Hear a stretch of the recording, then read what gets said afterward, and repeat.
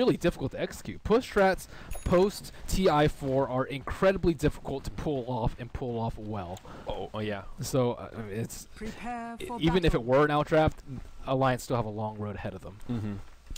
Yep, just a couple of missteps when you're getting towards that high ground, or a good stone gaze from Havost, and things could quickly turn around. Now, Dazzle and Medusa, some natural synergy there. So I do like that this Na'Vi draft has a wide range of damage types. Huge physical output with the minus armor, and as we talked about, that's only if Medusa actually gets farm. We're talking about like a 10-minute, 15-minute push from Alliance, where Medusa has what, maybe a Yasha at most. And on top of that, they have Lion Mana Drain on top of the Pugna ward to drain all of her mana. So she can't actually be that tanky, and she might even be lucky to get off of Mana Drain. Yeah, I was thinking more the weave just really helps on that front. I mean, all their at the 10-15 minute mark, the right clicks still are somewhat. I mean, it's like double damage of like 50 damage a shot is not that much. Yeah. No. I mean, I think it'll work wonders, 35-minute plus, but Navi's not really worried about the 35-minute plus. They're worried about the 10 to 20. I think that's when the majority of the damage will be done from Alliance's lineup. So, looks like it will be a Loda solo mid and not the solo mid troll that I might have expected. No, from Na'Vi losing the ward battle out of the gate. Nut's going to get down a sentry. Puck tried to get down as quick as he could, but his ward was scouted. They've got a nice lane ward down here to make his life more difficult, and both teams will take vision of the top rune on the dire side of the river. So you mentioned the troll mid. Potato, I believe this is EGM on the Brewmaster, will be off lane. That puts Ake in the jungle on the Chen, of course. Nut's on the Lion. Then you've got Pycat farming the safe lane on the troll. Dire will do a 2-1-2 at least to get it started. Funnick takes the puck. Go Black on the Skyrath will join his fairy dragon friend. Dendi mid on the Zeus. Leaves the most in the safe lane on the Medusa, and VanScore on the Dazzle. So Loda with the kind of bare bones build with a two branches and one tango doesn't beat out Dendi's super bare bones build with just a ship tango. Yep. So, Pugna versus Zeus, what should we expect in this mid matchup? This is not one you see often. Well, Loda has actually gone for a level decrep, and this is actually going to be fairly difficult for Dendi, I'd say, just because of the constant Nether Blast spam that's going to be coming out with a bottle and a potential magic stick coming out soon. It all depends on rune control too. I mean, just not having those runes will severely impact your farm, and you know, Zeus can't really push a tower too. He's not that great at wave clear. He's decent at it, but not as good as like a Death Prophet, let's say. Yeah. And versus a hero like a Dragon Knight or a Pugna or Venomancer, his tower is going to take damage, a lot of damage. Ake already doing work in the jungle, halfway through level 2, picks up a Satyr. Really have... I like watching Chen. I miss the days of seeing Chen kind of prevalent in the meta, and it seems pretty obvious that Ice Frog really wants Chen to come back. He just keeps getting buffed over and over. God Black. Oh, Nut's coming around. Connects with the Earth Spike just barely, but Go Black will survive. And let's see, what is Chen up to? He has a Satyr creep, he has a smoke, he is securing the 2-minute rune. And invisibility, there is no ward vision on this bottom rune from either side, so he could pick this up or save it for someone else and try to make an aggressive play. Loda will get the top bounty rune, so first round of rune control does go in favor of the Radiant. Nuts will come over and get the invisibility, maybe make a movement towards mid. I feel like a mere teen when I hear Nuts' name. But you feel like what? A mere teen. But yeah. I'm just immature. A mere teen. That's good. Yeah, I saw somebody. Everybody loves Nuts as a name. It's good. The natural jokes. Yuck, yuck, yuck, yuck. Troll really struggling to farm. Watch Dendi in mid. Nuts, he's thinking about it. Dendi gonna go back to rendezvous with the courier here, drop his bottle. I think he might be done for very soon. Oh, he's gonna step forward, gets stunned by the Lion. Loda comes in with the decrep, Nether Blast, but VanScore with a fast TP. I don't even know if he needed to, but they might go in for round 2 though. Ake smoked up. VanScore will not be able to pop the smoke. That was so incredibly close. Yep. And now they will scout out VanScore. heading onto this top lane, and it looks like he's setting a trap right now. Okay, going in. Tomato first. Hits him with the Thunderclap. A Hadouken flies through. VanScore gets off the shallow grave. But beautiful body blocks from the Holy Knight. And this will be a first blood, or will it? Denied by the neutrals. Wow. Nicely done, VanScore. Why did Aki not right-click him? I am not sure. That okay, no first blood. I thought that was going to be easy right-click for first blood. Especially it with should the have been. 2 creeps there, too. I just, you know. There was a good, I'd say, like 3/4 of a second window where he didn't have Shallow Grave and he was right-clicking the creep. But looks like Alliance will take control of the top side of the map. Havos probably feeling a lot of pressure, especially with this double Furbolg coming on. Actually, Hellbear. My bad. My bad, Wizard. Furbolg, look at you, man. Wow. I'm living in 2013. You're hung up on the past, man. But Pycat's really struggling to farm in this safe lane. He only has 11 last hits in 4 minutes. Meanwhile, Funnick 17 and 6, keeping the Skywrath down here has not only helped the farm of Funnick, but really slowed down what Pycat's been able to do. There's a victory for Na'Vi in this laning phase, it looks like. Looks like he'll be the Bassi carrier, and he's skimped down on a Stout Shield in order to get the Ring of Protection. It's so imperative to get a Ring of Protection when you're trying to push towers early, or go for a push strat in general. You mean the Bassi? Oh, yeah. What did I say? That's just the Ring of Protection. Oh, yeah. Bassi. That doesn't help so much with the tower, but... Or Aquila. Some sort of an armor aura for your creeps, or just a Wild Wing Ripper. They work pretty damn well also. How's old Potato doing in the top lane? He is 7-1 in the off-lane brew, almost level 5. So VanScore is going to get sighted out by Potato, and I think they might make a move on VanScore right now. Aki with a wraparound. Yeah, he's got 2 tomatoes coming in. VanScore will just TP out, but Havos, he's going in deep, and the TP out won't happen. 2 fights breaking out here. The first blood gets drawn on the Potato. I thought Ake might be able to get it onto VanScore. Grave comes out, and now Ake in an awkward position. Havos, could he secure a double here? He does have boots. Ake does not. Concussive comes in. And it's a set of kills for Havos in the top lane. Now, while that was going on, Dendi erupted with some damage in the mid lane and gets a kill on Pugna. Not looking good for Alliance. This is not the start that you want. They missed the first blood. They haven't gotten any kills. Chen hasn't been able to take down any towers because he hasn't been able to get any kills. And Pugna has taken a spill in mid. So this is going disastrous. And as you mentioned, Pycat not able to really CS that well in the bottom lane. 19 CS, number 5. Out of 10. I mean, yeah, you compare that to Havos, who's leading the way at 38 and now picked up a couple of kills. Already phase boots and Ring of Health to go with his Wraith Band. Just glancing at the graph, already about a 2,500 gold lead for Na'Vi. Funnick does have an invisibility room, maybe looking to snipe another kill onto Loda. Only level 5 though, no coil, but do they even need it to bring down the Pugna? The burst from Zeus and the Fairy Dragon, probably more than enough. Arcane boots on the ground. Dendi coming in, Funnick giving him the visual, taking a look at Dire Vision here, and oh, good night, Loda. Not even time to react. Funnick, could get turned around on, maybe? Nope, jaunts to the orb, and yeah, well, there was another ward down, but not for very long. Na'Vi get another clean kill on the mid lane Pugna. And they need to start taking towers soon or doing something because... Could be a quick game 1 at this rate. I mean, yeah, Alliance's draft is not equipped to go that late, especially with Troll being underfarmed.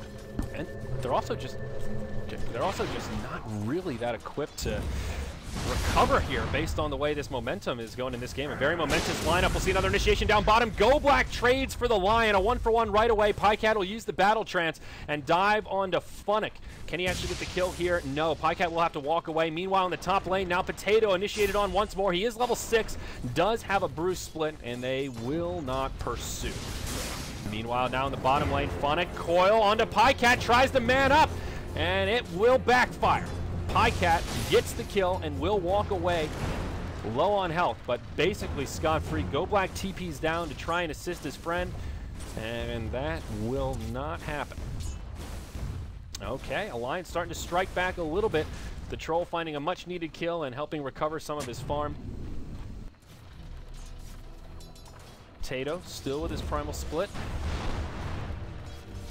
All right, good news for Alliance. They need a few more of those to really come right back into where they want to be. And oh, they might find it on Dendi. He's going for that bounty rune. The ensnare locks him in place. The Wild Wing beaks him down. And another one on the scoreboard for Alliance. And now Alliance almost level 6. And Funnick almost in trouble again. He's got the Skywrath with him here, but I think they kind of just have to ignore the Medusa and put pressure on the mid and bottom lane. I mean, Brewmaster is just gonna, do brew things and not die and be annoying. As long as he keeps dodging in Mystic Snakes, they should be okay. Yep.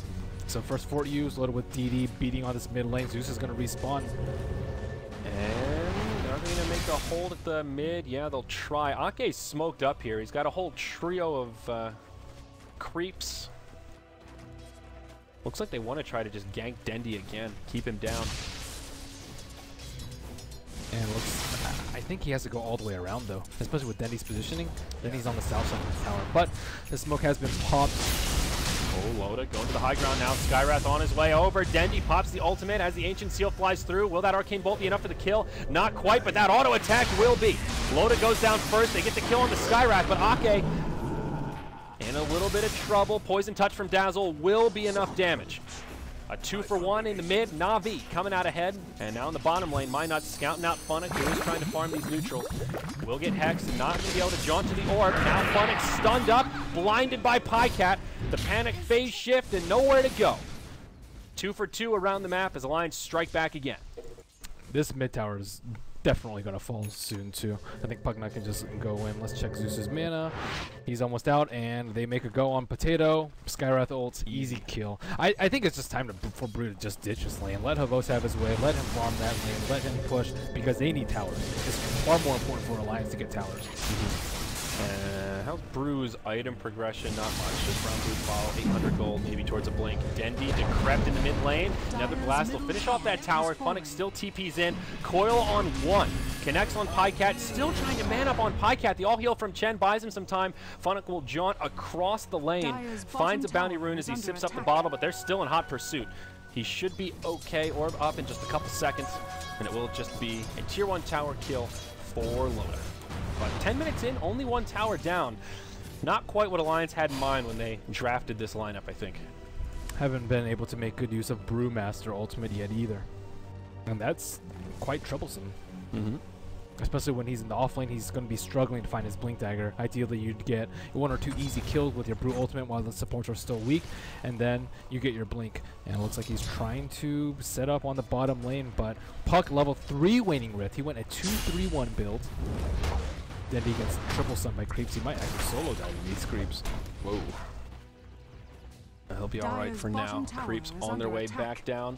Na'Vi kind of positioning to make a defense if Alliance commit for this tower. But they are just slowly chipping at it. Funnick trying to do some creep clearing here. Radiant structures are fortified. And now they get hit by a weave. But look at this up top. Havos forces out a glyph, and he's pushing just about as fast as Alliance is in the bottom lane. They will have to check it. Pycat comes up, connects with the range whirling axes. MyNuts TP's in, but Stone Gaze is there. Pycat gets petrified. MyNuts will get petrified as he connects with an Earth Spike. Pycat looking to pursue. 4 points in the mana shield. Havos low on mana. Oh, use on bottom. Oh, here we go. Tornado onto the puck, locks him in place. Chen creeps pressing forward, but who do they go on? A lot of disables. It looks like Puck will be the one left behind. Nice phase shift. Orbs across the trees. Can jaunt to it. Na'Vi still with all alive. They'll take out the Nether Ward. Loda gets silenced as he tries to come back in. Ultimate from Dendi gives him some vision. They know Potato's got no ultimate. VINCERE the first to go down. Skywrath second. A lot of low health heroes on the Radiant side. Funnick trying to catch one, maybe TPing out. A good guess, but does not guess correctly. And Alliance will walk away from a 2-for-0. Somehow all heroes still alive. They do red. Lion trying to mess a little bit with Havos in the top lane. Level 3 mana drain up on MyNuts, going for a 3-2-2 build. Interesting. Interesting indeed. Good versus Medusa. Funnick in the jungle. Oh no, all the creeps. Ake, creeps getting low. The orb actually misses and won't jaunt to it as he sees the Pugna nearby. Top lane, MyNuts, silenced, Mystic Snake, and nowhere for the Lion to go on this one. Havos going to get another one up on the scoreboard, it looks like.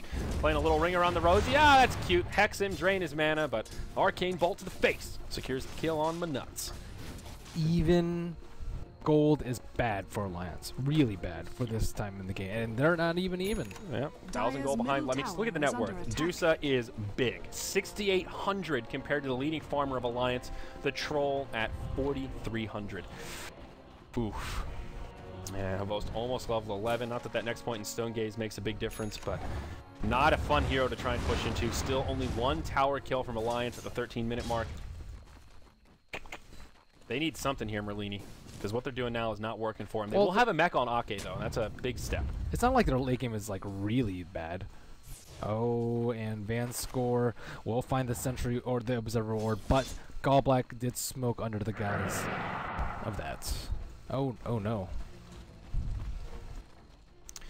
I mean, Havost is unkillable at this point, I'd say, and he hasn't had to leave the top lane at all. And that's, I think, your biggest concern as Alliance. Like, we can't even push down the bottom T1 tower and force Medusa to leave their lane or win fights 4-on-5 with the Panda this early in the game. Yeah, do you really think the Alliance late game isn't that bad? I mean, it's not atrocious, but I don't see any real tools to deal with the Medusa or the Dazzle, which is the big problem. You've got him who can just sit in the back and, you know, there's no axe. Troll Bash Lock. Yeah, the Bash Lock. Drunken Haze is pretty good. Lion Mana Drain is pretty good. Constant Decreps on Medusa is pretty good. I think they can kite her and try and kill her teammates. And there's still going to be the problem of the Puck, the Zeus, and the Skyrat dealing with that Pugna ward. That Pugna ward, we haven't really seen it in full action yet, but now it's maxed, and it is going to hit really hard. Well, the potato in the bottom lane gets roasted. Meanwhile, in the top, Havost has to use another ultimate here, and it will keep him safe. A nice pick off on the Brew, utilizing those silences. And Navi just go with a freebie. Okay, so 8-10. Dendi farming away in the mid lane, close to his 4-staff. Alliance will move up for a push now in the top lane. Loda going for an Aghanims, it would appear. Point booster picked up on his tower treads. Ake with a whole army of Centaurs, the whole Centaur family here. They're gonna go for a tower trade, but Navi, can they actually trade this? Radiant have already used their glyph. Only 2 heroes at the bottom, so they go 1-for-1. That's great. Here's the response from Alliance, though. Potato comes in. He does have a primal split. No Blink Dagger. More support on the way. Pugna, as well as the Chen, TPing in, and they just can't close the gap. They do get the tower up top, however. Troll Warlord secures the last hit. So, good trade for Alliance. Not a good trade for Alliance. Navi's about to get a mid T1. Are they? For free. Yeah, they are. Okay. All right, never mind. I take that back, good sir. Does get denied by the troll, so not bad, but the mid-tier one, much more of an access point. When you're talking about Roshan and other areas of the map, I think Navi will be okay with trading those 2 towers. The top tier one, probably one of the least strategic towers in the game, I think. Navi's still like one really bad fight away from Alliance just taking T1 tower bottom and the Roshan, who they can put on the Troll or the Brewmaster and continue pressure onto the T2s. So Navi's still not in the clear, although they played this early game fantastically, and Alliance did not expect to be this far behind in their early game with their draft. They're still hanging in there, and it's not come to that point where they have to make some risky maneuvers. Uh-oh, Chen's army in a little bit of trouble. One of the Centaurs will get taken out. Holy Persuasion pulls him back, or Test of Faith, rather. Loses one of the Centaurs, though. Okay, so here we go with the first real 5-on-5 push in the game. Let's see if where Alliance has put their ward.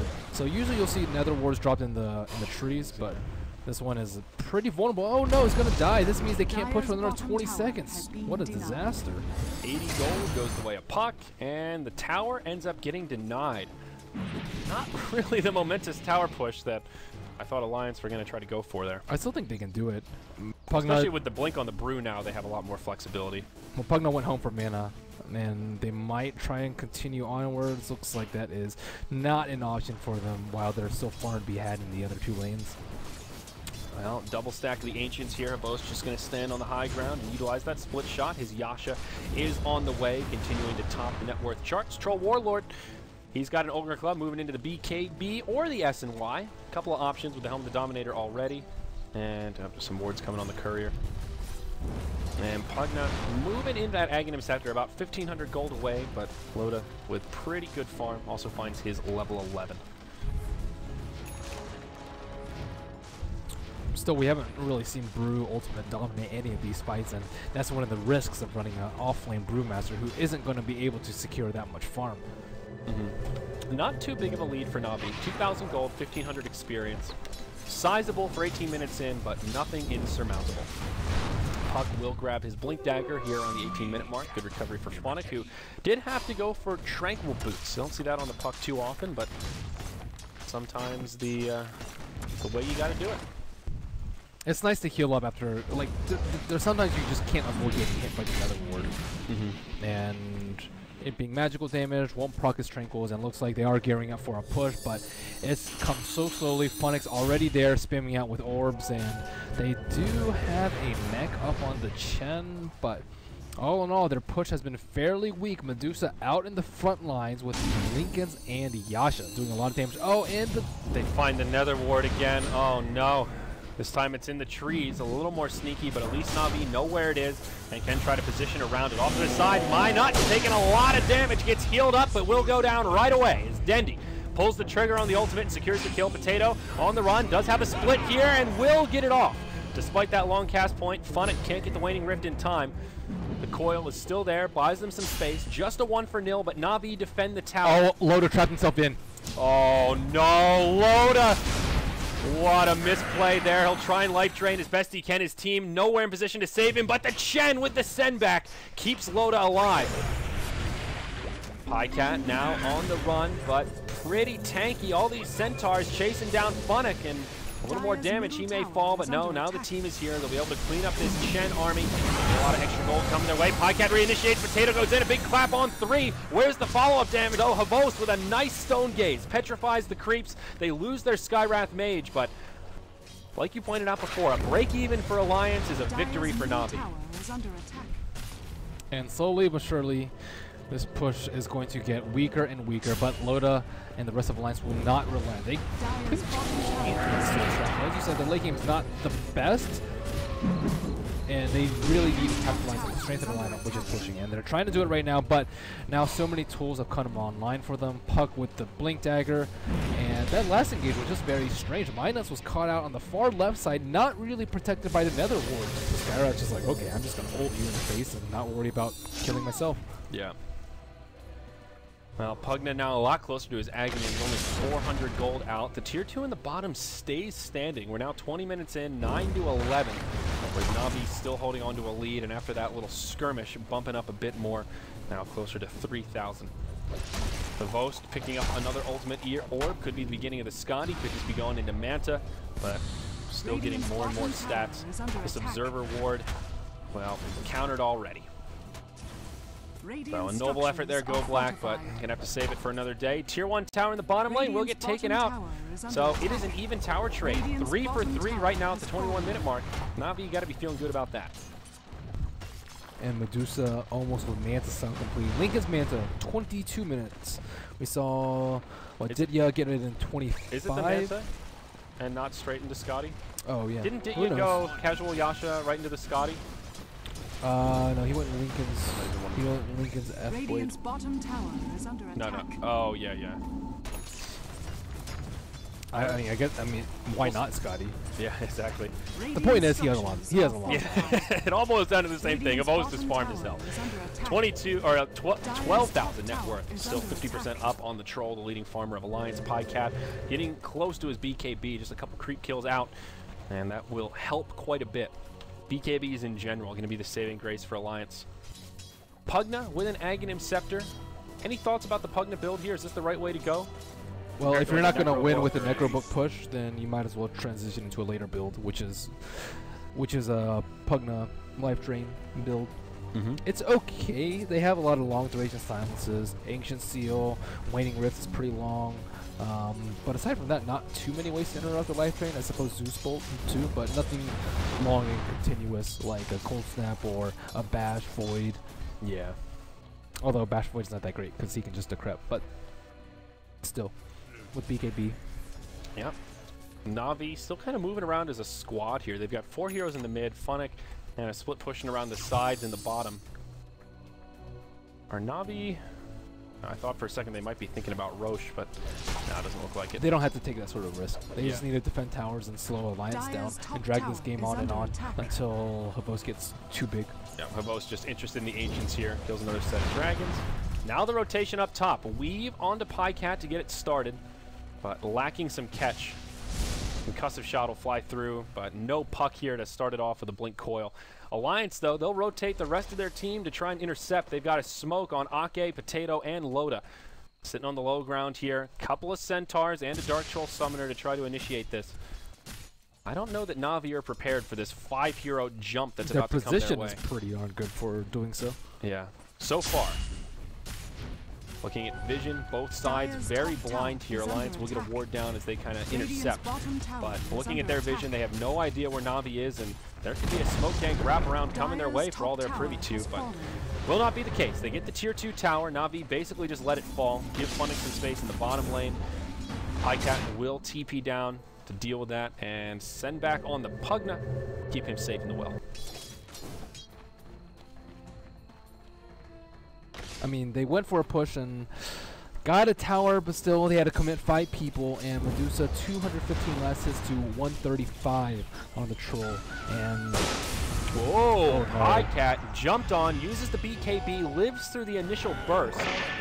The all heal from Chen helping to pick him up. Right now the Brew and Pugna in hot pursuit to rendezvous, and I think they're just gonna have to let this one go. Funnick will blink back defensively. Dendi does have a Force Staff, but no blink, and will hop through the trees.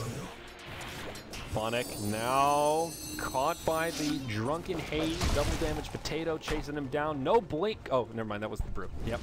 Blink DP for Funnick. He's good. Noble effort, though, showing us how fast they can burst somebody down. Troll got to like 150 HP or so before he could BKB. Close call. Yeah, BKBs are decent, but that was his 10-second charge also. In a 5-on-5 situation, they'll have Stone Gaze to deal with it. Yeah. Go black, farming away in the mid lane, level 10 on this Skywrath Mage. Alliance just can't seem to get the objectives they're looking for here. They're just kind of walking around farming, which is okay for now, I guess, until they get these next core items. If they've sort of given up on this push strat and want to buckle down towards the late game, what are you thinking here, Merlini? What's the approach? Blink on Lion to set up picks so that no one can farm safely except for the Dusa. He's getting close, 1,400 gold. That's the first step. Second step, get BKB on Brewmaster, so if you do take a 5-on-5 engage, he is almost guaranteed to get off his ultimate. He's got the point booster, so might not take heed to that advice in the near future. And then, of course, just get big on Troll so that he can start killing people before the Stone Gaze actually hits. Well, Dusa has the Scotty, so it is just that casual Yasha for now. Puts Havost 26 minutes in at just about 2,000 HP and even hits level 16. Highest level in the game by 2, still sort of having free run in the map. Puck picks up an ultimate orb, probably the beginnings of a scythe, and still quite far away. Roche scouted out by a Chen Centaur. Or not. Well, was momentarily, making sure Na'Vi weren't there. Down in the bottom lane, NATUS will get dream coiled by Funnick, but not... It was a HOD creep by Pycat. Oh, that was the HOD creep. Too many Centaurs. I can't keep them all straight. I don't know which Centaur belongs to who. They need a little name tag or a branding or something. They don't have the colors like Dota 1. Invisibility rune on the Potato. Turns into a mobile ward here. We'll take a look at what Alliance can see. They've got a nice ward outside of the Dire Secret Shop, but this could be the opportunity they're looking for. Dusa is out by her lonesome. No one close by. Potato does have a Brew split. That'll break the Lincolns now with the clap, or with the Drunken Haze rather.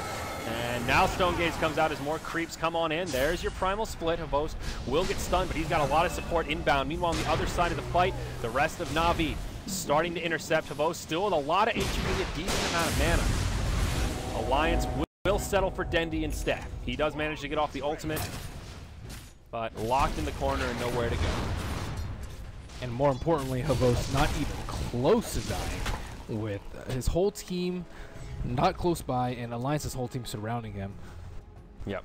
Good use of the Stone Gaze there, though. Didn't panic, held it until more creeps were inbound and stopped those Centaurs from hitting him with that war stops. Funnick already approaching their next move. They hear the battle trance will go into Roshan. It's already dropped to 3/4 HP. Dire First orb has been used.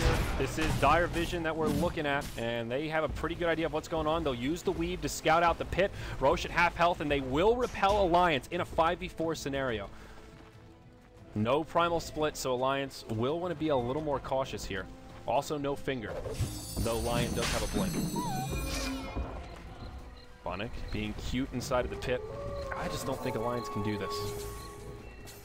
The Roche, I mean. Now Havost coming in with that split shot. Well, if they don't, then I think Na'Vi will, because they still don't have Brute Ultimate. Another 37 seconds. Do Na'Vi even want to go for it, though? They might see it as a bit too much of a risk for this stage of the game. Puck backing on up, and Alliance, they'll just continue to push the bottom lane. They want to stay nearby in case Na'Vi move into the pit.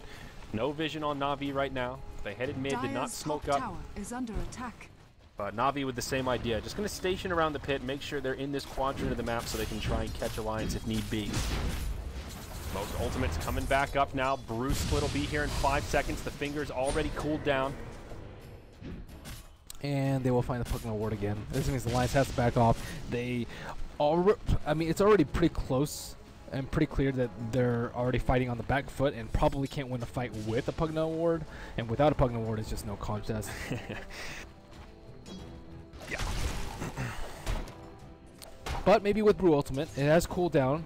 And Na'Vi still, no one wants to leave this pit and give up a free Roshan. Ideally, they have someone split pushing the side lanes on the side of Na'Vi because they have this T2 tower that they can quickly access Roshan with. And not Alliance leaving that area. So does this mean Roche gets handed over? You can tell Na'Vi feeling very cautious here. They see the line in the bottom lane and a couple of Chen creeps. They do not want to get caught committed too deep in the pit. Chen will lose a creep, or was that the HOD creep again? A creep dies. Yeah, looks like Chen still has 4. I think it was the troll. The troll's troll. Oh, wow. Now there's a smoke from Alliance, though. Dyer did not have vision of it. Moving in. Potato. He's not smoked up.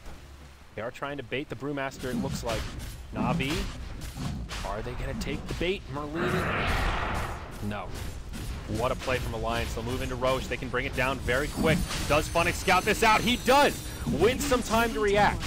Could blink in, go for an Aegis snatch. He does. Silence Coil goes down to the Radiant. Troll picks up the Aegis, and Funnick suicides. Now, Dusa trying to go in and make something happen, but the Brew Split will kind of zone him out. VanScore forced to grave himself. Eats the wand charges and will not live as Lion hits him with an Earth Spike. Alliance getting aggressive here. Havost in some trouble. Mana drain, not enough to bring him down. He'll run away, but Dendi left behind and blown up. 3-0 as Alliance secure Roshan for themselves. That was such a brilliant play by them. Smoking 4, leaving the Brewmaster out in sight of the Observer ward so that Na'Vi doesn't expect the Roshan. And Funnick's there, and he's just like, they could be doing Roshan, but his team was nowhere close to be found while Roshan was just getting beat down by Battle Trance. And yeah. I mean, of course, that was a suicide by Funnick, but he almost got the Aegis. It was a worthy effort, I think. If his team was just a little bit closer, they had a few more seconds to react, could have been a completely different story. They needed Stone Gaze. I think Medusa shouldn't have left that area at all. Yeah, I think a good play from Alliance, a big risk, but a worthy one. And now they're going to take the gold lead for the first time in this match since we started. And it is officially evened out. Potato coming in on his Aghanims there on the Brewmaster. So there is some item progression here on the Radiant. Still the underlying issue of taking these big fights with the Dusa. Just seems like they still can't really kill Havost in this window. Kite. Yeah. Pop the Lincoln, Cyclone, just do whatever you can to kill all the other teammates first. No one else has pretty much any defensive items, like no BKBs to deal with the Pugna ward, no mech, no pipe. We just see a bunch of offensive items. Puck with the Scythe of Ice, Zeus going Scepter. I guess he has a fair amount of HP, and Skyrath even building a Mystic Staff, or sorry, Staff of Wizardry, and sitting at less than 1,000 HP versus a Pugna as a Sky. That is very risky. Well, now Havost picks up the MKB, his first big damage item after the Scotty, to try and deal with that Drunken Haze a little more effectively, as well as the Whirling Axis from the Troll. This MKB pickup I can understand. Yes, there are a lot of blinds. Even with the Lincolns, not going to keep you safe. So, big damage output as well, starting to hit quite hard, about 250 a pop. Troll Warlord will grab his next big item after the HOD BKB, and that is the Assault Karas. Great item on the Troll. Snobby still waiting for Dusa to become the unstoppable force, the big bank that's too big to fail. Yeah. Radiant's bottom tower Yes, indeed. is under attack. Still moving into the Ancients. Fan score, he's working on a 4-staff. Other item progression on the Radiant. How close is the Potato? Yeah, about 300 off. So he gets the Aghanims. So what do they have late game? I think a Brewmaster with an AC and Vlies is still really good late game. Or, I mean, better than a lot of offlaners, I'd say. And then the Lion Hex is always going to be useful in the mid lane. Yeah, we'll see Potato jump in, but he gets silenced, double silenced at that. But oh my gosh, the Nether Ward cutting down the Skywrath Mage, and Funnick not going to be able to survive either. Woo. That was the Nether Ward that killed the Skywrath, right? A huge burst of damage. Yeah, there it is. Yep, it sure was. Dire's middle tower is under attack. It really wrecks Skywrath. Like, it really does. We haven't really seen it this game just because Loda has been a little bit iffy with his ward placements and Skywrath has been really good with his positioning. But here we go. Push. And this is with the Aegis. Timer on it is about 1 minute and 10 seconds. Plenty of time for them to make something happen. And let's see if they can deal with Havost. Yeah, Loda throws out a decrep. His Nether Ward will get killed once more. Maybe Alliance will just back out here. Oh, the Loda mana drain too. That's another way to deal with Dusa. But that's only if he's at full HP. So, I was wondering about that mechanic a little bit. If you life drain a full HP, full mana Dusa, how much mana drain do you actually get? Because it still does a little bit of damage to her, right? So you're still... I don't know exactly how that mechanic works. It'll like how much mana does it drain before it stops draining mana? Sorry, it'll just drain HP. Sorry, I don't know where I got the mana drain from Pugna. It only restores his mana. It doesn't actually drain mana from the target. I guess from Dusa, I mean, just by doing damage. Oh, yeah, you're right. You had me confused. I was thinking... Yeah, sorry, I don't know what I was thinking there. Brain fart. But at the same time, it is still nice sustained damage versus Medusa. I think burst damage is just not good. You're never going to have enough burst to deal with that. Nope, Pycat. Yeah, uses his BKB. Funnick goes in, phase shifts it, and Pycat will be able to survive, I think. He did get hit by the Scotty. Will walk away. They go for the Centaur instead. And get a little bit of free or extra farm there. So sustained damage with Fervor and Pugna ultimate. And, of course, mana drain with Lion is actually going to be pretty big. 120 mana a second, and Mana Shield takes 2.5 damage per mana. So the double drain just sucking him down. It's going to be nice. I want to see it, actually. In theory, it's nice. Yeah, exactly. I want to see how it actually works in practice. Just see the Dusa losing both. Like, what do I do? My mana and my health. What happens if you're decrept in Stone Gaze? I have no idea. I don't think I've ever seen that happen. I really don't know. You have 100% magic resistance. That's what Petrified says. And you take bonus physical damage. But what about decrep? You increase magic damage 25%. So does that leave you that's not magic invulnerable or what? Yeah, that's a really interesting thought. Yeah, I guess the key thing about Stone Gaze is that it doesn't make you magic immune. It just gives you 100% damage, magic damage resistance, which there is a subtle difference. You can still use spells on people, they just don't do any damage? Is that, or is it just a weird way of saying magic immunity? That's where... They're completely different. Yeah. Magic immunity, you can't get stunned. Yeah, so that's what I'm saying. So you can still use spells on people that are petrified, it just doesn't do any damage. Correct. So... If you that's only with 100% magic resistance, but we don't know with Decrep. Yeah, so with Decrep, which one takes the trump card? That's a really interesting mechanic interaction, and I have no idea. Maybe we'll get to see it this game. If we see it, you got to keep an eye out for that one. I mean, in practice, it's not that big of a deal, just because we're talking about minimal amounts of magic damage, but it's still interesting. Well, it's pretty quiet right now. Both sides kind of on their respective sides of the map. You can probably draw a line across the river, so... Good time to talk about weird theory crafting across the mechanics of the heroes in this game. But Havost still just topping that net worth chart by such a big margin, maintaining a 50% edge over the Troll, even as we get towards this, like kind of the beginning of the late game here. 5,000 gold on the Dusa. I reckon he'll want to upgrade that Yasha before too long, just Manta style it. Puck did not go for the Scythe. Actually went back for the Lincolns with that ultimate orb. Oh, they'll have the double Lincoln's buff there for the Dusa, should they choose to use it in these upgrades. There's a lot of stuff that can take it off. Most notably Pugna's ultimate with no cooldown. you can just triple cast it and just shoot through the Lincolns if you wanted to. That's a good point. Easier said than done, though. If you're just standing there spamming Lincolns, chances are someone's laying into that Pugna, and he's got something better to do than just keep spamming Life Drain. But you're right, you make a fair point. So next, Roche. We'll see that timer pretty soon here. Again, glancing at item progression, not too much has changed since we last looked. Really just kind of turned into a farm fest for the last 5 minutes or so. 2.5 minutes on Roche, gonna be a long one. A lot of long Roche respawns today. I feel like they've mostly been like 2.5 minutes. So what I'm looking at here is Still talking the Stone Gaze. Stone Gaze doesn't affect Primal Split, and then on top of that, I don't think there is. It doesn't say anything else about the magic Split. resistance. It's just 100% magic resistance, and they have Ancient Seal technically to, you know, make it non-zero damage. I guess it's somewhat relevant because Navi just has so much magic damage. Yeah, now that you're talking about the Ancient Seal, I mean, 45% is a bit more significant. I don't know. We should make a practice lobby and test that. I would guess that it just takes the difference. So if you're decrepit and oh god, that's a rapier. That's a rapier on Havos. Okay, he was pulling up all that gold. 39 minutes in. Here we go. I guess magic damage is actually multiplicative too. So if it's 100%, it's like doesn't really matter how much you I just don't know how the math works. Like, does it take the difference if you're petrified and ancient sealed? Okay, coiled silence. Potato hops in. He gets silenced before he can ultimate. No split right now. Havos in sort of a weird spot here. Man's up on the Pycat though. Stone Gaze. He uses the BKB, but it just doesn't matter. Now Medusa thrown into the Cyclone, and they're starting to converge. Can they drain his mana? They're thinking about it. They're starting to drain him down. There it is. They're sucking him dry like a vampire, but Havos still with a lot of health.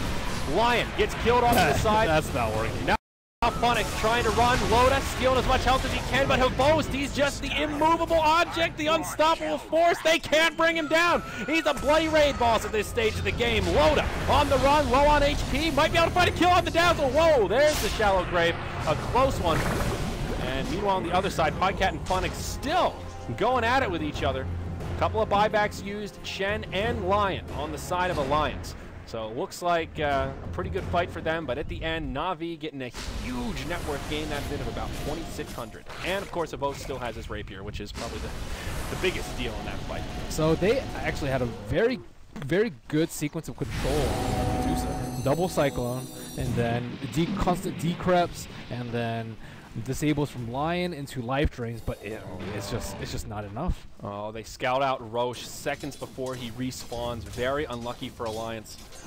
Well, that was almost max on respawn. Don't know that they could have done it. Yeah, about 30 seconds. I don't know if they could have done it anyway, but a little unfortunate for them. Havos just so big. 4-0-3. The rapier, a very smart pickup there. I was a little nervous for Havos in that fight, though. He was in sort of an awkward position after the split came out. The Lion died way too fast, is the big problem, because Loda just used Decrep. I think most of the time he uses it on himself, but sometimes he uses it on Medusa. But when it's not up on Medusa, the Lion's going to die in like 5 hits. He has 8 armor and 1,200 HP. Still very vulnerable to a 550 damage Medusa. Yeah. And we talked about BKBs for Alliance being an item that will help them out quite a bit. We see MyNuts as well as Potato making progress there. Phonics already a step ahead, point booster, and moving into that Aghanims for the puck to give Na'Vi some kind of a trump card against that magic immunity. Na'Vi move into Roche, but Alliance on their way. I don't think they'll get here in time. Yeah, Na'Vi already, I mean, they couldn't take down Havos once. Taking him down twice, and especially with no buyback on the Lion, is going to be very difficult unless somehow they can keep Lion just mana draining her, which is a difficult task. Pycat in sort of a weird spot here. They're scouting him out, and he will take a good path. Really Phonic misses the rift, but still blanks. Now Coil out on MyNuts, and MyNuts in a lot of trouble. Havos able to finish him off without too much struggle there, and they'll get a couple Chen creeps. That Lincoln's owning. Yeah. That baited MyNuts into that engage. Yep. And now, I think they can actually end the game with this, because Dusa is technically 6-slotted. Not full 6-slotted, but still 6 slots nonetheless. Picks up BOTs now to replace those phasies. Potato getting scouted out here. Puck with an orb. No coil this time around, but look at the damage. Oh my gosh. This Brew trying to get the split to survive. He will. Havost in rather deep, but not too much of a threat. Yeah, just going to go ahead and Stone Gaze, force staff back down. He'll be just fine. Radiant's middle tower is under Really attack. asserting his dominance there, though. Just diving into the tier 3, forcing out a split, and Brew gets nothing out of it except surviving, which I suppose is a victory, but that's a big cooldown. Not going to be available for this next team fight. Meanwhile, in the top lane, though, Pycat trying to do some split pushing. This one assault Kurox. Radiant's middle tower has fallen. Yeah, TP's back. Not going to be able to do much with it. Tier 2 in the mid falls. This is very rough for Alliance at this point here, Dire's Merlini. bottom tower is under attack. It is, but if they can manage to wait out the Aegis and then they take the Rapier due to bad positioning by Havost Dire's or a bottom sneaky tower is smoking, under attack. it's definitely possible for them to get this Aegis, but only if Navi slips up in some manner and don't have their eyes on the prize, which is protecting Havost. I mean, they did let the first Roshan go because they kept their eyes on the prize there. From the prize. Yeah. So, Troll with Rapier? Yeah. That's true. He certainly has the attack speed to take advantage of that massive damage, especially with the AC. Yeah, he's a pretty good Rapier carrier for sure. Technically, they can still kite the Dusa. They have Decrep, which is 3.5 seconds. They have Halberd, they have Hex, and then they have another Decrep, and then Impale, It's and just so much Decrep. easier said than done. Oh, with yeah, it switching is. supports, though. I mean, definitely Havost can like basically 3-shot this Lion if he's not careful. So just Radiant playing that structures dance to not get are wrecked fortified. before the fight even starts is one of the more difficult parts. More split pushing though. Loda and Pycat up top doing a lot of damage to this tier 3. Navi will be forced to glyph, and Havost is the one to TP back. The rat plays from Alliance, keeping them in this game right now. They were forced to glyph also. Pretty even damage exchanging on these tier 3s. It's just so important not to fight a 5-on-5 into the Aegis. That is the quickest way for them to lose right now. Yeah, 2 minutes left until she despawns. So far, so good for Alliance. Pycat will TP out. 3,800 gold on him. His farm still very good, just not as good as Havost's. Did pick up that Heaven's Halberd. I'm not sure what item he goes for next. AC is definitely the right choice over a Butterfly, but I think he still needs maybe a little bit more attack speed so he can keep permabash up on Havost. Yeah. Can't get your way out of that one aside from Stone Gaze. Yeah. And can still upgrade to the Satanic. I really like the Halberd Radiant's pickup here, though. top tower Havost, is no under BKB, so if they can break the Lincolns, a disarm on the Rapier carrier, certainly a big deal. If they can get to him, though. It's a good tool to have in their arsenal, though. That is one way to deal with a hero like this, where you look at the Navi net worth, and Havost is like half of it. It's can be a big deal. But again, Alliance doing the same thing. Pycat and Loda in the bottom lane. This time there will be no glyph. So Alliance need to be careful about how they do this. They could trade a lane of barracks for a lane of barracks and be all right. But if Navi win the team fight here with the Rapier Dusa, that's where Alliance could find themselves in a sticky situation. A lot of heroes still have buyback. Yep, that's true. Troll has buyback. Medusa's not terribly relevant because a lot of her net worth is sunk into this. Ooh, BKB, there you go. No life drain, no mana drain, No Halberd. no Okay. Halberd. Still can get bashed, Yeah. theoretically. Yep. All right, so both teams will do that similar dance last time. They'll trade like half damage. Navi gives slightly better trade that time. That's wonderful for Alliance. Yeah. Wonderful. Waiting out this Aegis. And they also get some damage on the T3s as like a little bonus. There is a double damage rune that spawned at the bottom spot. Navi could get their little meat hooks on that. So Havost. Inventory slot opened up for that BKB. Where do you go from here if you're Havost? He's still got 4,500 gold. Do you look to replace the Lincolns perhaps for I think you replace the Lincolns. for what though is the question? Butterfly? Is Butterfly, I'd say, yes. that definitely your Troll? Yeah, they don't have.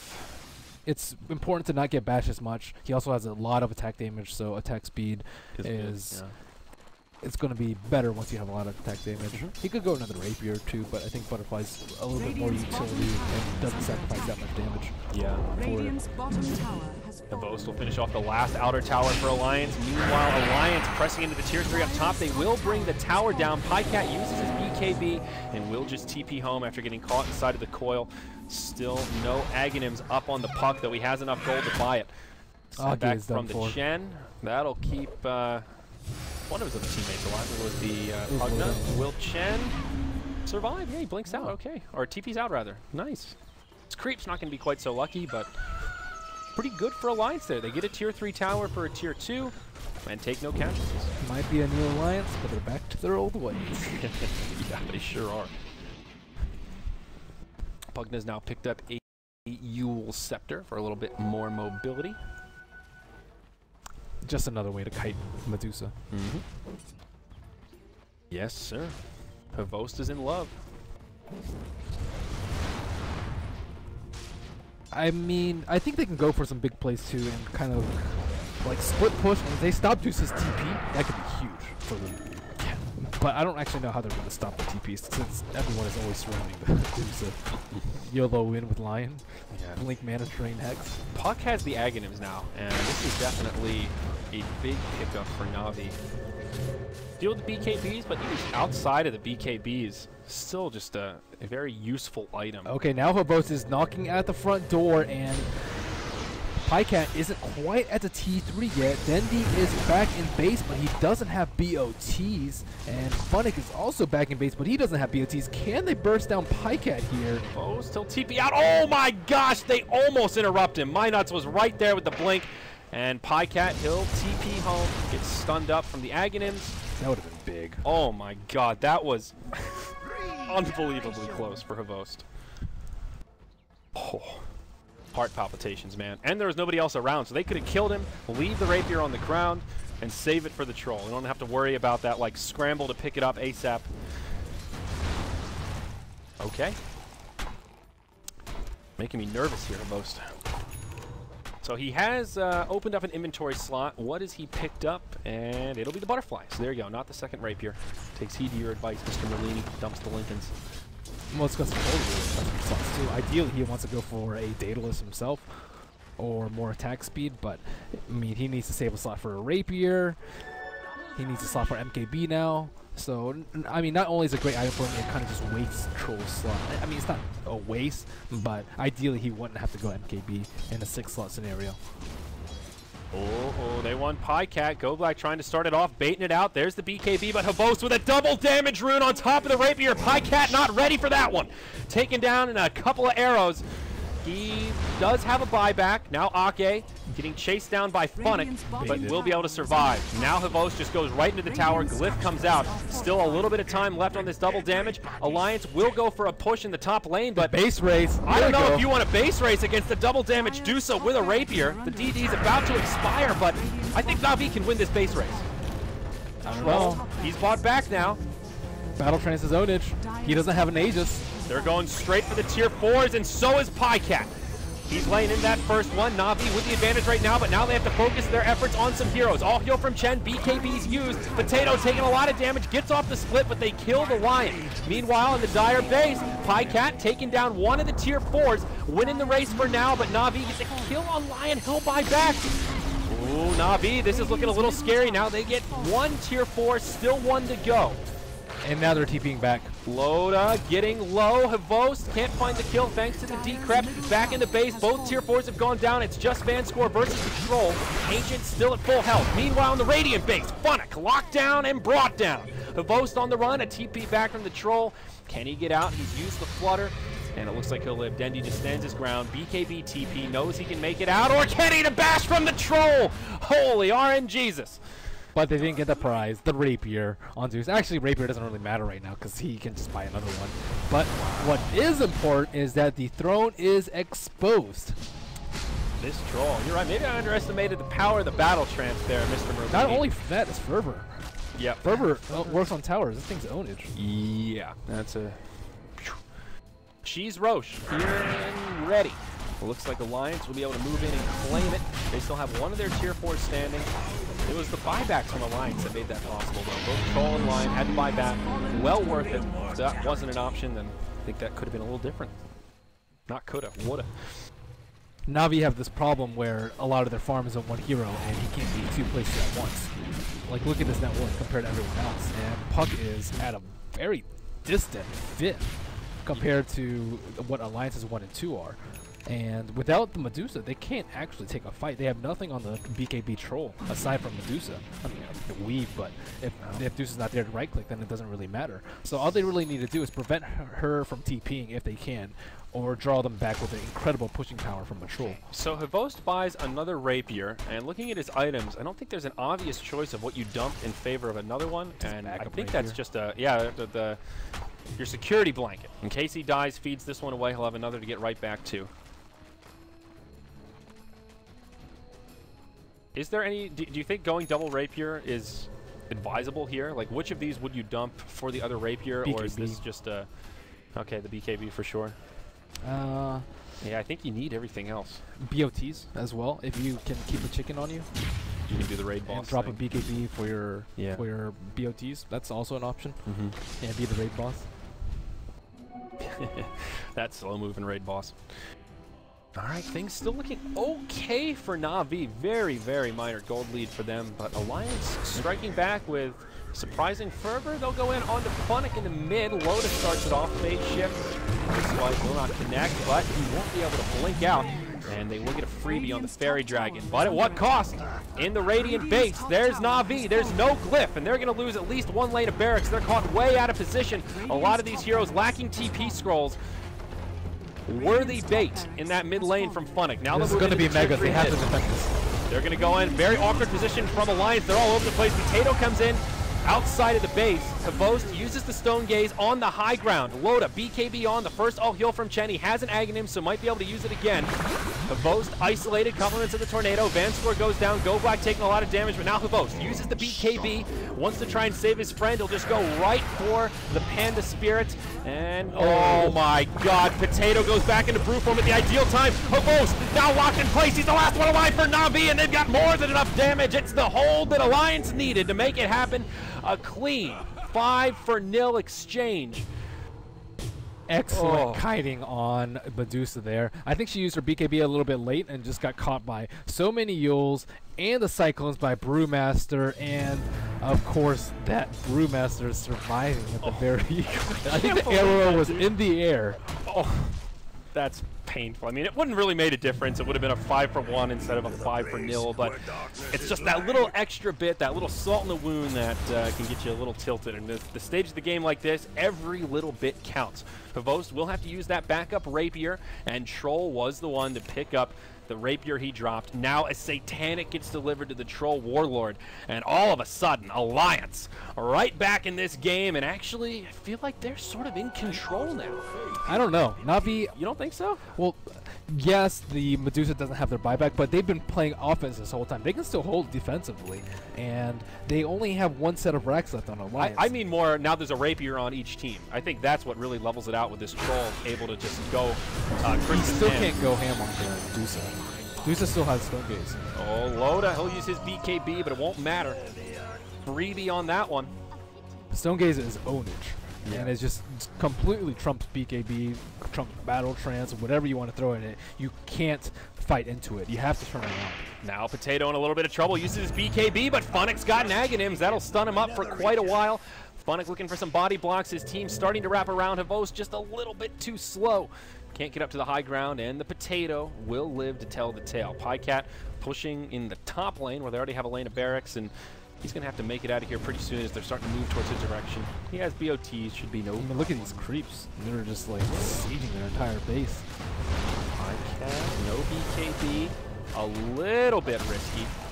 Pretty close call, actually. He's got a BKB TV. Whew, that is risky. That, It's a 5-second BKB charge, so it's like one of those where kind of might as well use it, because if you die with that rapier, then It's not that big of a deal, though, because Alliance, their job is to control Medusa. It's not really to kill her. It's to control her, kill everyone else, and then go for Medusa when she's isolated, which is easy because they have hexes, they have impales, they have decrep to control her. So it's not that big of a deal. I mean, of course, it's important that Troll has some sort of damage, but he already has enough control in the fight that the longer the fight goes, the better it is. yeah.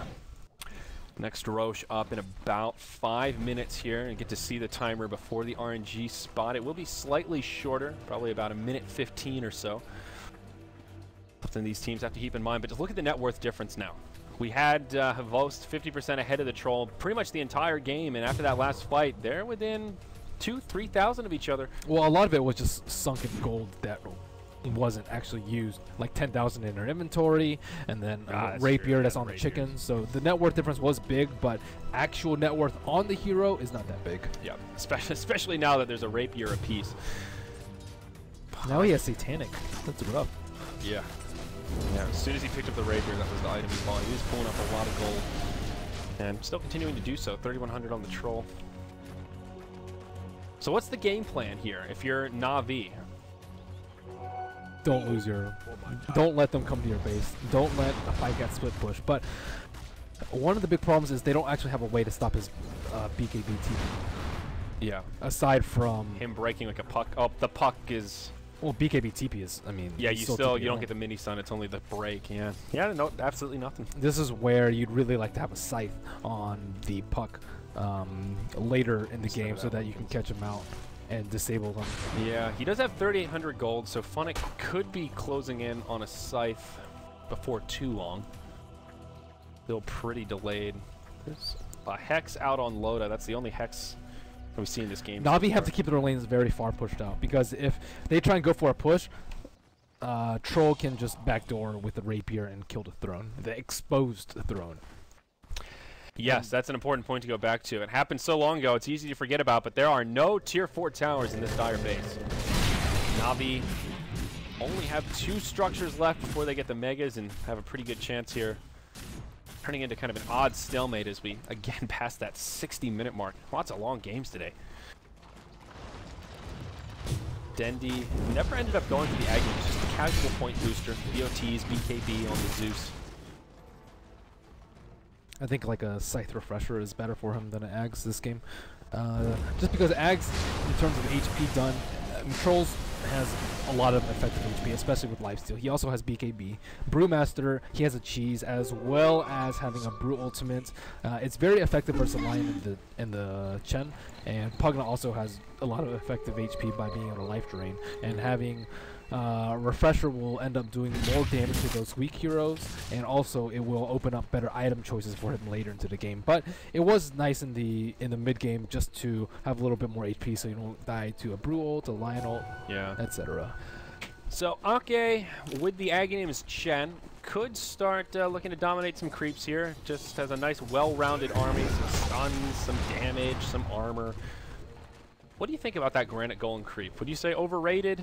The 15% HP buff? It's just the situations that it's actually useful is... Oh. Yep. Puck will phase shift, does not jaunt to the orb, instead drops the coil onto Manuts. He'll BKB, TP, and will live. It's definitely good. Yep. I think the bigger problem is that it's so freaking slow. It's like 270 movement speed. That thing is like a dinosaur. That's why you have Test of Faith. Yeah. Yeah. Still, you just in fights, you just... If the fight moves at all, like a screen length, the golem's just like, wait for me, guys. He is made of granite. Please, I really want to help. I really want to fight. It's just like, yeah, he's hard to move around. So Pycat's constantly been sending HOD creeps into the pit. I think it's a HOD creep, and this will be... Actually, that one I think was a Chen creep. He's only got 3 in his little army. Oh, okay. But he has been sending HOD creeps. Oh, yeah, he doesn't have HOD anymore. He has Satanic, duh. Oh, yeah. Derpy. Merlini's derpy today, man. You should have had a bigger breakfast. Mana drains. Yeah, I don't know what's going on in this game. This game is very hectic. He was sending in HOD creeps earlier. No, he did it quite a few times. I thought they were Chen creeps there. Yeah, we were talking about that. The colors. Yeah, the colors. Well, we're at that stage of the game where each team is like one bad team fight away from losing, as both their bases are in such shambles. So it's not too surprising to see this turning into a little bit more of a passive farm fest. They also want to wait for the buybacks to cool down. Looks like Kavos has just cooled down his buyback.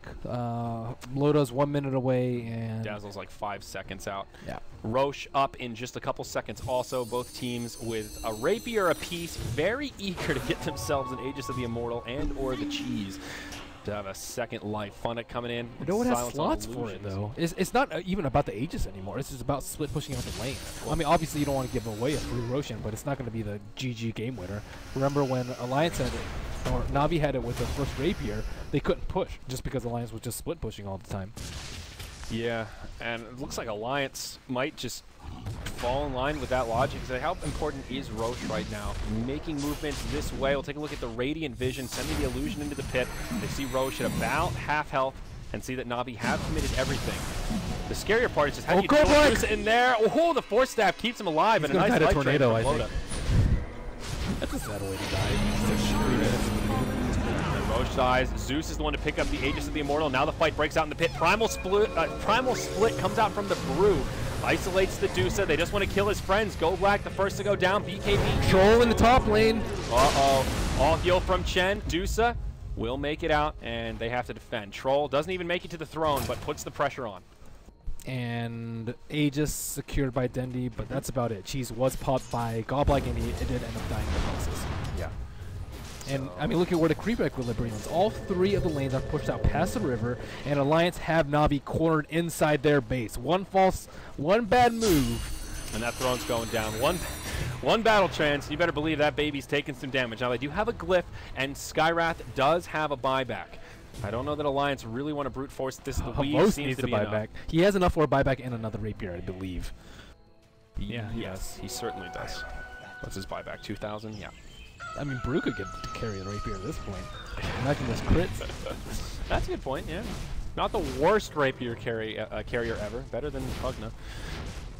Yeah, Pugna's awful. He's pretty high on that list of worst Rapier carries. I guess Chen's pretty bad, too. Another Rapier. Okay, there's the refresher on Brew. So we'll have double Primal Splits. Double BKB. At 2. So is this another just safety Rapier for Havost? Do you think he's thinking about... Safety Rapier. He needs all his items. Yeah. He's thinking about it. When that BKB gets down to 5 seconds, that's when you... Well, BKB saved him from that last fight. Yeah. That's how he escaped the Roshan pit. It's just so tempting. You see the two Rapiers. It's like, I want to do 1,000 damage and auto attack. But yeah, you're right. He has enchanted a Golem. Oh, he finally did. Okay, there you go.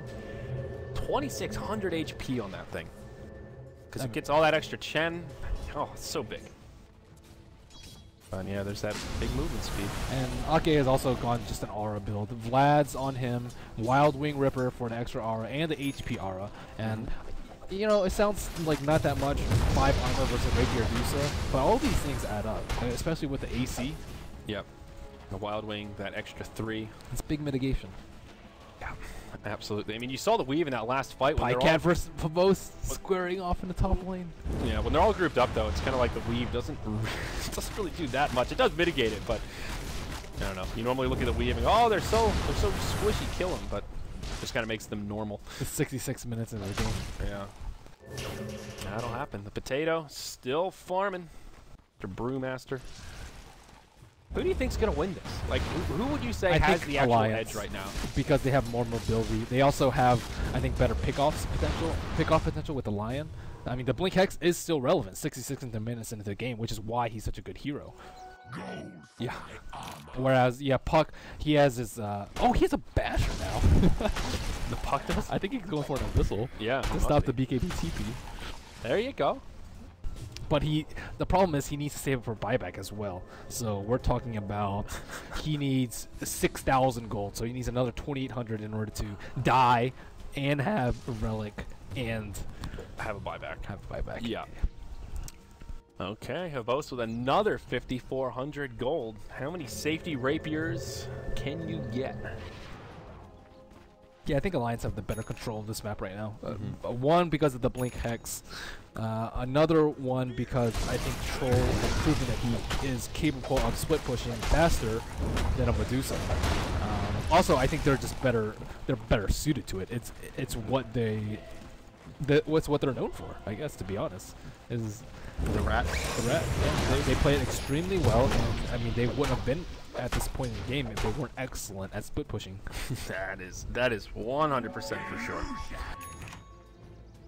So for Alliance though, Puck actually does not save for buyback. He goes straight for the Abyssal. Tired of the BKB TPs. Yeah, just Feels like a big It's risk going to right catch here. him off guard. I can foresee Pycat trying to split push, thinking he's safe with BKB TP, and then getting Abyssal to the face, and then being like, "What the heck happened?" And then he has to buy back, and so I mean, it's a smart play. Oh, actually, they're 5-manning mid. So much for it stopping TPs. Yeah, Minot's TPing back. Alliance ready to defend. It's just this mid lane of Barracks. They want the megas. There's a Glyph. We can't forget about Havost on the high ground in the front lines, getting life drained down. The creeps pushing him back. Oh, Pycat going for the throne. Here we go. Glyph on the dire side. 2 fights breaking out at once. Na'Vi trying to make it back. Havost will TP home. Glyph comes out. Throne takes a good bit of damage, but still standing. Pycat now can't make the escape and will get put 6 feet under. I think that's actually not bad for Alliance because they did force the Glyph out. So now maybe they can Zerg the throne down. Still. They could at least force a buyback. Wait, so who took the rapier? Goblack. Okay. Yep, you're right. So Skywrath Rapier, there you go. You see his agility? 36 agility. His poor attack speed. 1.25 seconds per attack. Solid 2 armor right here. That's good. Poor guy. Got Phonic, mid lane, Blink Hex initiation. Some TPs coming in. The BOTs at it once more, Merlini. Phonic dies in the mid. And kind of a 1-for-1 across these 2 fights. They'll be coming back up right around the same time. That's awkward. Yep. Phonic doesn't have buyback. It's not like Pycat's really forced to use his, though. No. If they knew that Phonic doesn't have buyback, this could be a pretty scary situation. Like, they could buy back the troll and then try to go in it, but very He doesn't risky. have rapier anymore, though. I don't think he's that great at base racing. Yeah. Did he sell his Yasha that he had earlier? I believe so. I don't see it on the courier, so. Unless he's hiding it somewhere. Their courier name is Potato Dreamer. Oh boy. Havost leading the charge. Na'Vi heading right up the front lines again. There's a double damage rune at the top and could actually be the nail in the coffin here. They may still have to force still may be able to force the troll buyback. Did the Radiant use the Glyph last time? No, they were able to repel without it. He did get some sure damage on the ranged barracks. And after trekking up the mid lane, Na'Vi will just about face. They will not take the risk. So no heroes used buyback, even though a couple heroes have died. So let's check out the window that Alliance has to break this base before the Glyph refreshes. 3 minutes left on the Glyph. Unfortunately, no creeps are on the dire side of the map, have no Radiant creeps on the dire side of the map, so Alliance won't be able to BOT in. Are there any Chen creeps available to BOT in or HOD? I do not believe Do you think so. he can actually kill it through the backdoor protection though, fast enough to make it worth it? I think so. If he gets I mean, he definitely could kill it. It's more the timing that it takes him to do it. I think for Na'Vi so. to react. I'm not positive. I'm not sure either. At this stage, it's hard to gauge how much damage he'll do relative to the regen without a rapier, and that also makes the map. Phonic smoked into bottom, looking for another kill on Pycat. Oh, here we go. Coil will come out. Remember, he's got the BKB. There's the Abyssal. Interrupt it. Havost now with the Scotty. Nowhere for Pycat to go. He will die. What an item. So smart from Phonic. Puck Abyssal. Dendy, he'll BKB TP as MyNuts jumps on him. Oh, you see this creep? They peeked out on the creep. That is not sneaky. Yeah. That is not sneaky. Oh, it's still going in. All heal from Chen, but there's a hero here to intercept. It's Dendy. Radiant's middle barracks He's going to are put a under stop to attack. that. Meanwhile, Radiant base, the most going in. This is the final hold that Alliance need to make. Let's take a look at the buybacks. Troll's already used it. MyNuts uses his BKB, but Havost just unloading arrows onto him. No mercy to be had. There is backdoor protection and a Glyph. Barracks will stay standing for now, forcing a buyback and killing the Lion. Pretty good for Na'Vi. They need to keep Havost alive, isolated by the tornado. Na'Vi hiding in the tree line, trying to bait out with Havost. Now he gets hexed. BKB used by Loda. Pycat as well. Force staff onto Havost, creates some space. They're kind of kiting Alliance right now, but VanScore isolated, gets off a grade. Buys himself some time. Havost stunned, cycloned again. Just can't do any damage. Now VanScore's gone down. Phonic will stay alive. Loda taking a lot of damage. Havost gonna find another kill here perhaps. Stunned up, stunned again. The life drain from Loda, turning it around. Havost is dead. Alliance right back in it with 4 down on Na'Vi. And they're gonna push right for the throne. And again, Puck has no buyback. Where is Dusa? Dusa has 12,000 gold almost with a rapier in the stash. Will buy back. And who else has buyback? VanScore has buyback. Dendy has buyback. but at best is going to be a 4-on-5. Absolutely. Alliance, are they going to go in for it here, though? It doesn't look like it. Creeps pushing up. They do have to defend against that bottom lane that's shoving right into their tier 4s. And it looks like this game may stalemate a bit longer. I really thought they'd just go right for it. Well, they forced the Medusa buyback. Yeah. It's good enough. And Pycat gets another rapier. But where are the rapiers right now? Havost has one. The Troll has one. Where's rapier number 3? Where'd Goblax go? That's the main one I'm worried about. Is it on the chicken? Am I blind here? I am not seeing a third rapier. Okay, let's count this up again. There's one on the Troll. Okay. One on the Dusa. And that's all I see. I don't see any in the stashes.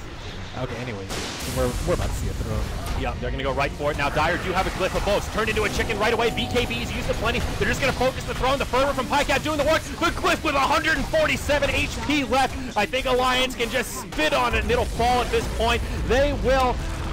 The Troll dies at the end, but what a game one. We've got at least one more game coming up as Alliance. You questioned Alliance's late game. Woo!